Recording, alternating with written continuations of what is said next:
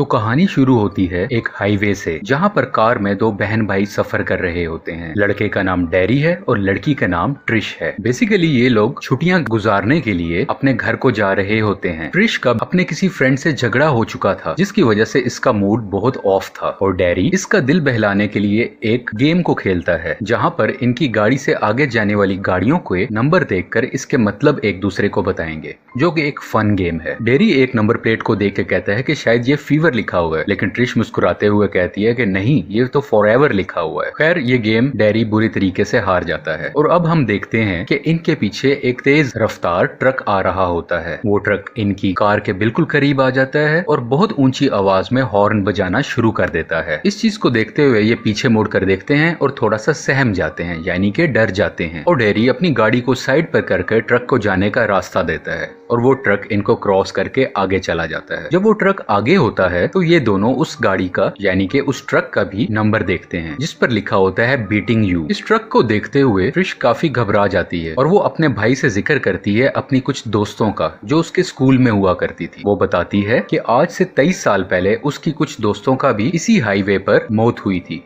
लोगों ने उसे एक्सीडेंट का नाम लिया था, लेकिन उनकी लाश आज तक नहीं मिल पाई है। डैरी इसके जवाब में कहता है कि ये सब अफवाहें हैं, तुम इन बातों को मत सोचो। ये अफवाह इसलिए उड़ाई गई ताकि यंग जनरेशन शराब या नशे की हालत में गाड़ी ना चलाएं, इसलिए इस हाईवे से सबको डराया जाता है। अब कुछ वक्त गुजर जाता है और कुछ आराम करने के लिए ये लोग अपनी गाड़ी को एक चर्च के पास खड़ा करते हैं और वहीं पर इनकी नजर उसी ट्रक पर पड़ती है जो तेजी से हॉर्न बजाता हुआ इनके पीछे आ रहा था। ये ट्रक एक पुराने चर्च के पास खड़ा था और यहीं पर इन्हें इस ट्रक का ड्राइवर भी दिखाई देता है, जो कि एक बड़े से पाइप में कुछ सामान फेंक रहा होता है और उसी दौरान वो ड्राइवर इन दोनों को देख लेता है। ये दोनों बहन भाई बहुत ज्यादा घबरा जाते हैं और वहाँ से फौरन अपनी गाड़ी को भगा लेते हैं, लेकिन उसी वक्त वो ड्राइवर भी इनका पीछा करने लगता है। ट्रिश काफी ज्यादा डरी हुई होती है और वो पुलिस को राब्ता करने की कोशिश करती है, लेकिन मोबाइल की बैटरी बहुत लो होती है, जिसकी वजह से पुलिस से राब्ता नहीं हो पाता और न ही इनकी गाड़ी में कोई चार्जिंग पॉइंट मौजूद था। ट्रक इनका पीछा कर रहा होता है और वो गोली की रफ्तार से इनके करीब आ जाता है। करीब आते ही इनको जोर से टक्कर मारता है, जिसकी वजह से इनकी गाड़ी हाईवे के साथ वाले खेतों में जाकर गिर जाती है, लेकिन इन्हें कोई नुकसान नहीं पहुंचता। इनकी कार काफी डैमेज हो चुकी होती है। डैरी एक कपड़े की मदद से अपनी टूटी हुई डिग्गी को ठीक करता है, उसको बांध देता है और डैरी अपनी बहन ट्रिश को कहता है कि हमें उसी पुराने चर्च की तरफ वापस चलना चाहिए और देखना चाहिए कि वहाँ क्या मामला था। लेकिन ट्रिश गुस्से में आ जाती है और वो कहती है तुम्हारा दिमाग खराब है, हम ऐसा कोई रिस्क नहीं ले सकते, बल्कि हमें अगले शहर की तरफ जाना चाहिए, जो कि हमारा सफर है, और अगले शहर पहुंचकर हम सब कुछ पुलिस को बता देंगे। लेकिन डैरी कहता है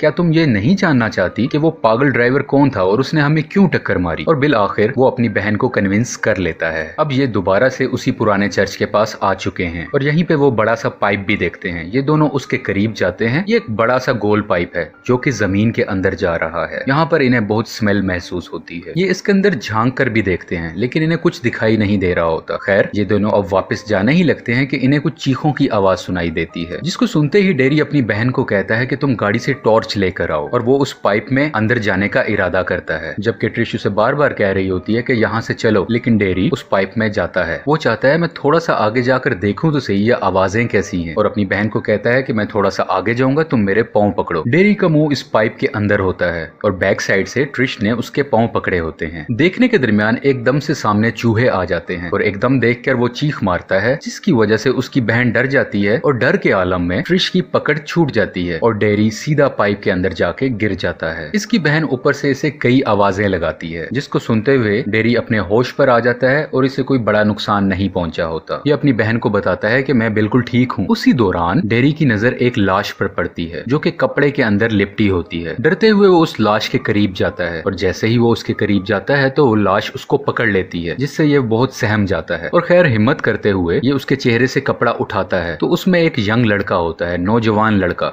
जो उसे अपनी पेट की तरफ इशारा करते हुए कुछ कहता है। जैसे ही डैरी उसके पेट से कपड़ा उठाता है तो चीख पड़ता है, क्योंकि इसके पेट पर बहुत से स्टिचेस लगे हुए थे। इसे पता चलता है कि उस ट्रक वाले ड्राइवर ने इसके बहुत से बॉडी पार्ट्स निकाल लिए थे और बाद में इसको सी दिया था। इसके अलावा ये लड़का उसे कुछ कहने की कोशिश कर रहा होता है। डैरी उसे सुनने की कोशिश करता है, लेकिन उसी दरमियान उस लड़के की मौत वाकया हो जाती है। वो अपनी जान ध्यान खो बैठता है। डेरी बहुत घबरा चुका होता है और वो अपनी बहन को, जो कि ऊपर मौजूद होती है, उसे किसी तरह मदद लाने को कहती है कि किसी गुजरने वाले से मदद मांगो, और खुद उस बेसमेंट से ऊपर जाने का रास्ता तलाश करने लगता है। ऊपर जाने के रास्ते की तलाश में इसकी नजर बहुत सी चीजों पर पड़ती है, जैसे कि कुछ पुराने हथियार, किसी इंसान या जानवर को सीने के लिए बहुत से धागे और सुइयां और बहुत से जाले लगे होते हैं। चलते हुए इसके जूतों के लेसिस ओपन हो जाते हैं। अब अपने जूते के तस्मों को बंद करने के लिए ये नीचे झुकता है और उसी वक्त इसके जूतों पर कुछ पानी जैसी चीज गिरती है, और जब इसका ध्यान ऊपर छत की तरफ जाता है तो ये देखता है कि छत पर बहुत सी लाशें मौजूद हैं। ये इतनी लाशें हैं जिनको गिनना भी मुमकिन नहीं था, और इन्हीं लाशों में इसको वो लाशें भी नजर आती हैं जो कि इसकी बहन ने बताया था गाड़ी के सफर के दरमियान कि आज से 23 साल पहले उसकी कुछ दोस्त भी इस हाईवे से लापता हो गई थी। और एक अजीब बात यह भी हम देखते हैं कि सब लाशों को एक दूसरे के साथ सिया होता है, यानी कि सुई और धागे की मदद से स्टिच किया होता है, और सबकी सब लाशें ऊपर छत पर चिपकी हुई होती हैं। अब ट्रिश गाड़ी के पास बाहर खड़ी होती है ताकि वो किसी से मदद मांग सके। दूर से उसे एक ट्रक आता दिखाई देता है। वो बहुत डर जाती है और जल्दी से गाड़ी में बैठकर अपना गियर को लगाकर स्टार्ट करने ही वाली होती है, लेकिन इसकी गाड़ी का गियर अटक जाता है, जिसकी वजह से स्टार्ट नहीं कर पाती।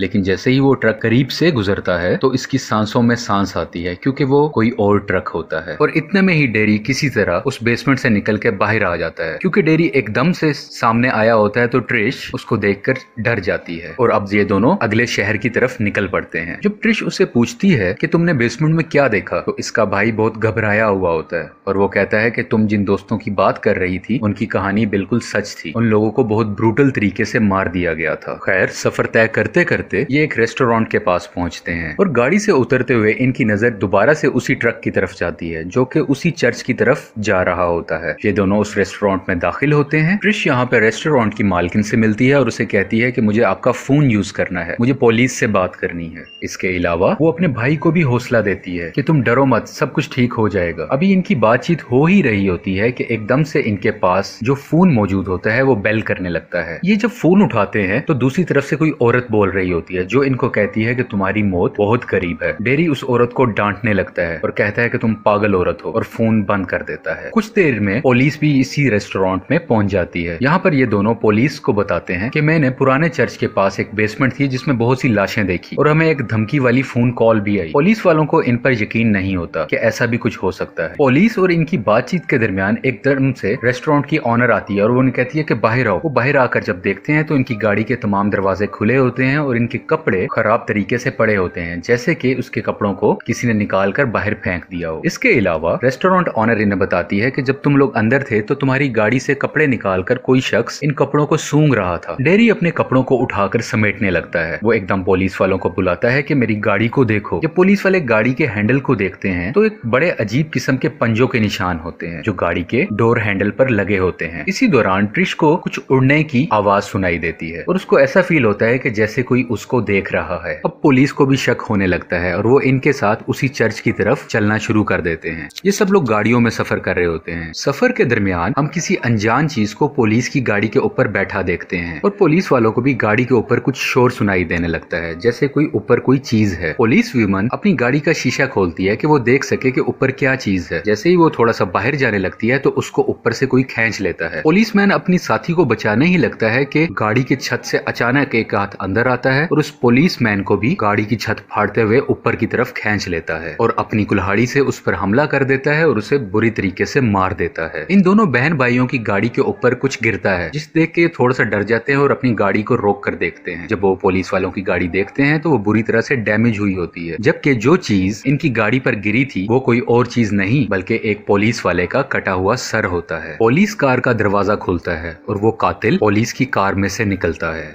और निकलते हुए उस कटे हुए सर को उठाता है और उसे अपने मुंह के करीब करके सूंघता है। ये कातिल बहुत भयानक तरीके से इसके सर को सूंघ रहा होता है। ये सब कुछ देखकर डेरी फिर से बहुत घबरा जाता है और फौरन से ये दोनों बहन भाई अपनी गाड़ी में बैठकर भाग जाते हैं और बहुत तेजी से गाड़ी चला रहे होते हैं। इसको तेज गाड़ी चलाता देखकर डेरी इसको गाड़ी आहिस्ता चलाने का कहता है और इन्हें रास्ते में एक घर नजर आता है और वो इस घर के पास अपनी गाड़ी रोक देते हैं ताकि इनको कोई मदद मिल सके। इस घर में एक बूढ़ी औरत रहती है। जब वो बूढ़ी औरत इनसे पूछती है कि तुम्हारे यहाँ आने की क्या वजह है, तो ट्रिश कहती है कि हमें पुलिस से राब्ता करना है, क्या हम आपका फोन इस्तेमाल कर सकते हैं। इसके अलावा इस बूढ़ी औरत ने अपनी बहुत सी बिल्लियां भी रखी होती हैं जो इसकी पालतू बिल्लियां होती हैं, और उसी दौरान घर की लाइट भी चली जाती है। ये बूढ़ी औरत इनसे पूछती है कि तुम दोनों के साथ कोई और भी है, जिसे सुनकर इन दोनों की नजर खेतों में खड़े हुए स्केयर क्रो की तरफ जाती है। क्योंकि ये स्केयर क्रो उस बूढ़ी औरत का नहीं होता, तो वो अंदर से अपनी गन लेके आती है और इस स्केयर क्रो को मारने लगती है। जैसे ही गोली चलाती है तो वो स्केयर क्रो उड़कर इसकी घर पर छत पे आ जाता है और इसके घर के अंदर दाखिल हो जाता है। क्योंकि इस बूढ़ी औरत को अपनी बिल्लियों से बहुत लगाव था, तो अपनी बिल्लियों की जान बचाने के लिए वो घर के अंदर दाखिल होती है और एक गोली चलने की आवाज आती है। इसके बाद वो औरत अपने दरवाजे से बाहर आते हुए दिखाई देती है और इन दोनों के होश उड़ जाते हैं, क्योंकि वो औरत मर चुकी होती है और उसके पीछे वही कातिल, वही आदमखोर हैवान होता है, जिसको हम पहली बार इस मूवी में बहुत करीब से देखते हैं। इस आदमखोर हैवान को देखने के बाद वो फौरन गाड़ी की तरफ भागते हैं और गाड़ी स्टार्ट करने लगते हैं, लेकिन गाड़ी का गियर अटक सा जाता है और उसी वक्त वो हैवान इनकी गाड़ी के बोनट के ऊपर आकर बैठ जाता है। क्योंकि गाड़ी आगे नहीं बढ़ पा रही होती, तो ट्रिश गाड़ी को रिवर्स कर लेती है और थोड़ा पीछे जाकर रुक जाती है। अब इनकी गाड़ी के सामने ही बिल्कुल वो आदमखोर हैवान खड़ा होता है। वो हैवान इनकी गाड़ी के करीब आने लगता है और अब ये दोबारा गियर लगाती है और इस बार गियर लग जाता है और ये जोर से गाड़ी चलाते हुए इस हैवान को टक्कर मार देती है, जिसकी वजह से वो गिर जाता है और बहुत सा घायल हो जाता है। और ट्रिश गुस्से और डर की हालत में बहुत बार इसके ऊपर से गाड़ी गुजारती है ताकि इसको मुकम्मल तरीके से खत्म कर सके। ट्रिश को ऐसा बार बार देखकर उसका भाई उसे मना करता है। इस हैवान से निपटने के बाद ये दोनों करीबी पुलिस स्टेशन में चले जाते हैं, जहाँ पर वो अपने घर वालों से भी राब्ता करते हैं और उन्हें झूठा दिलासा देते हैं कि हम दोनों बिल्कुल ठीक हैं, ताकि वो परेशान ना हो। इसके अलावा डेरी इस पुलिस स्टेशन में लगे हुए बहुत सी फोटोग्राफ्स देखता है जो कि मिसिंग लोग होते हैं।